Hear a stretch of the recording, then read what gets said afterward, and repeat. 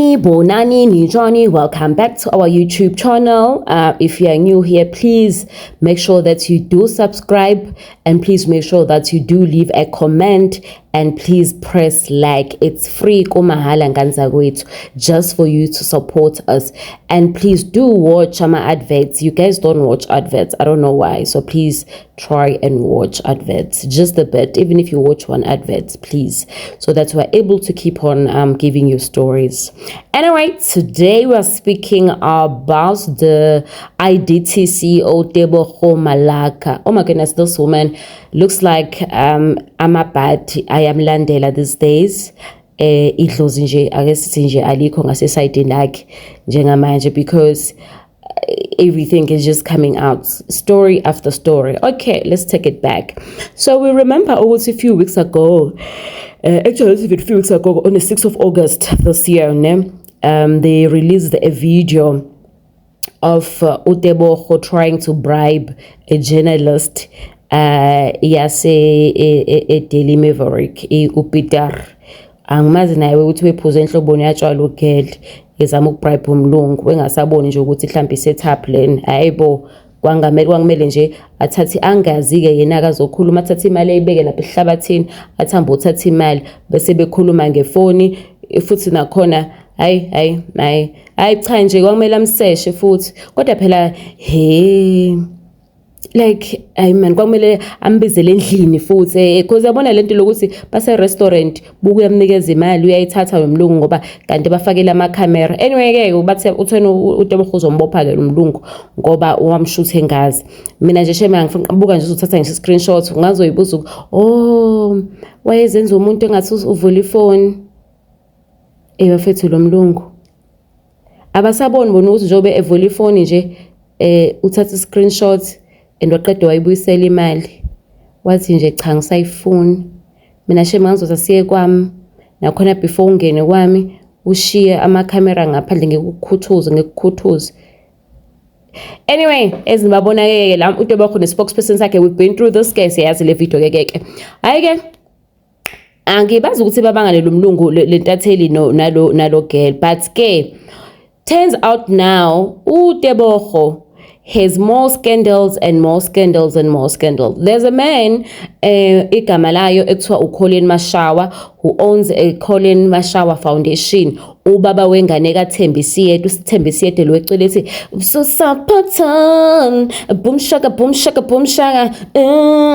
Tapatan lo ke hey uColin ayithanda izinto, but before that ubeka ubaby daddy walentombazane lena engizoyixhuma la ngizoyibeka la lena enhle lapha kunumuvango eyinhle noma wayo omuhle enhle ntombazane. Yebo ke kuthiwa ngathi uphume ebukhosini kuMashawa kwasho wacima, but anyway njengamanje uningane noThembisiyede ke ngenzeka ukuthi uTebogo bayalalana nalo baba. But anyway, so as it turns out ukuthi uTebogo what's her name, Malaka has given or secured 60 million contracts from EDIT uColin Mashawa, right?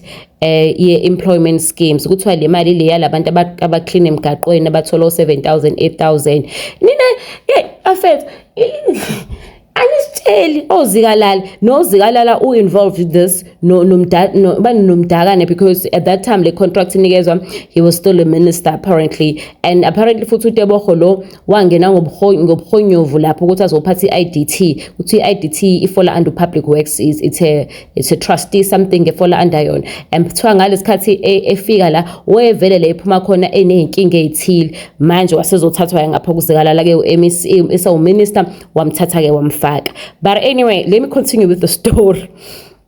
Kuthiwa lo uTebogo usenikeze uColin Mashawa i-contract ya 60 million. Shembe uNkulunkulu, ngingawenza nje 60 million, ngingavele ngize la ku YouTube vele ngithuke nonke ngithi fusekani ngithuke nje bese ngiyahamba, yabo.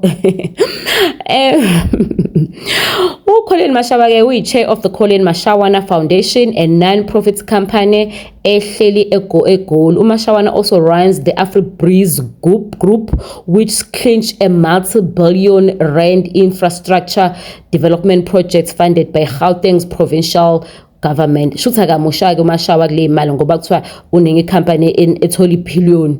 Mashawa nazi million plus social media audience gets regular updates on the self-styled uzibiza ngumuntu oyi-entrepreneur oyi-philanthropist owenza charity work. Nami ngiyamazi loba bengaze ngikitshela uhlezi akhimizi yabo. Kuthiwa this foundation yakhe ikhomene nje ubhuti wakho omncane Austin Mashawana ba-builder izindlu for the poor and feeds the hungry. That's what they say. The Mashawanas work for IDT, however, may have left hundreds of poor unemployed South African in a fix.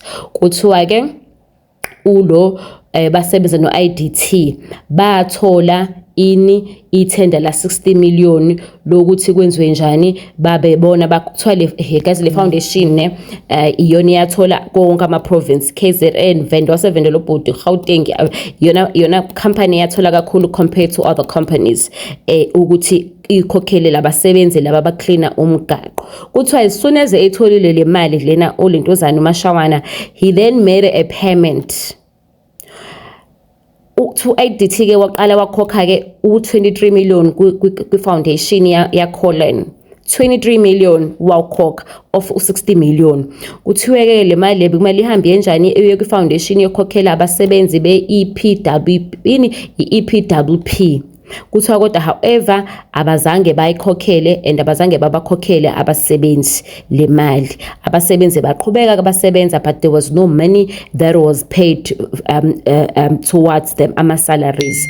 Labantu laba remember ukuthi bako wonke ama province. Kuthiwa ke uTax njalo sifakwe le mali kwatholakala ukuthi ulentuzana uColin use transfer imali, right, kwi trust yalo geli lo uTebogo. Le mali lena ingoba uTebogo she's building a house in Johannesburg and Waterfall Estate. Akagcinanga lapho, wasuka lapho uMashawana wakhokhela icontractor esebenza lapha yana elokhe ekhokhela ngemadlana ezincane abona into mangabo wakhe ufaka icontainer wathenga icontainer wayibeka lapha yana.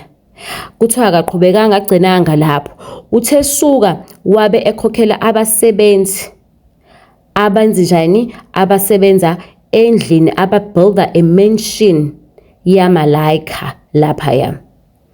Akagcinanga lapho, wathenga certain goods abawathenga nokudla nematerial emalini yakhe uMashawana enze njani kule ndlu le yaTebogo. Kuthiwa ke role kaMashawana ke he's more like of a project manager for that waterfall development, you know, enani enamaties no IDT suspended CEO. uMashaba kuthiwa uMashawana lokuthi guys yabona nje abamavend uMashawana inothi uMashaba uthi uMashawana uyena futhi owa appointa ibuilder nama service providers ukuthi enze njani athenga imaterial eyokwakha indlu kabani kalo sisi lo weIDT.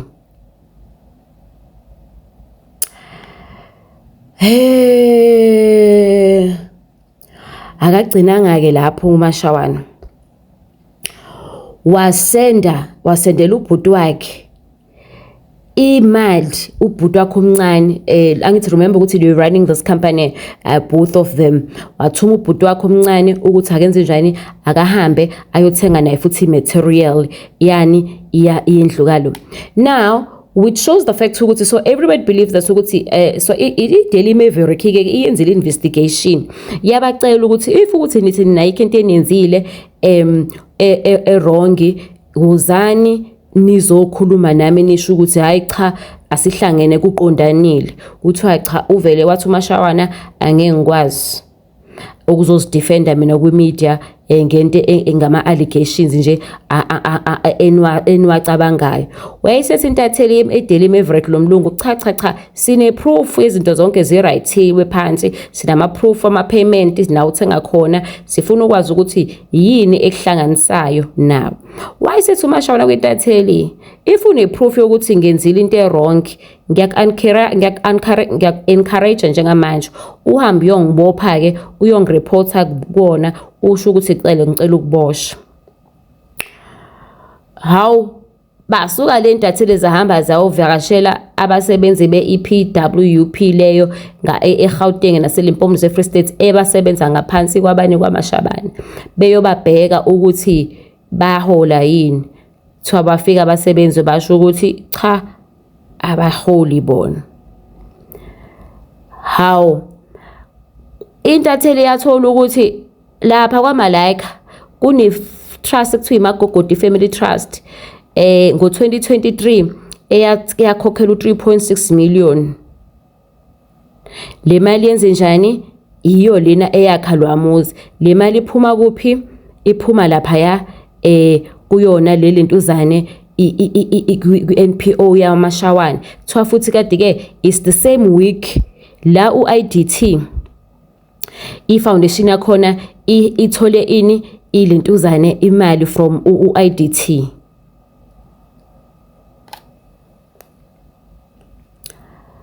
Hayike okusho ukuthi siyacaca ukuthi lo geli lo okuyena okhipha imali ukhiphile imali wayinikeza eMashawana u60 million ukuze u3.6 million uye ngakuyena towards the house that she is building Waterfall Estate.